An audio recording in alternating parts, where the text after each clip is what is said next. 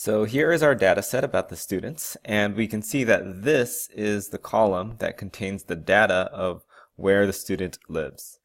And as you can see, this is data because it actually lists every single response. It's not a summary which tells us how many students live in the dorms or how many live off campus. So it's just the data set itself. So we're going to go to the same place that we saw that we can obtain a one proportion z interval. It's under stat. Proportion stats, one sample. But this time, since we actually have a list, we are going to select with data. And we'll select the value where the data is. We're looking at where they live, so that's the column I want.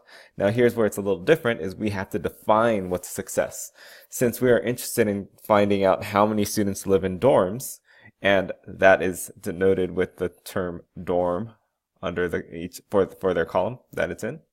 So we're going to actually type in dorm, and it's going to count up for us how many times a student said they live in a dorm. And now we can just set our confidence interval for 95%, compute, and it actually does it for us. So in this sample, it appears there were 189 students, and out of those 189, 94 of them said that they live in a dorm. So it counted that up for us since we said a success is a dorm. Gives us the proportion, the standard error, but this is again what we're looking for here, is the actual upper and lower limits of our confidence interval. So about 42.6% all the way to 56.9%.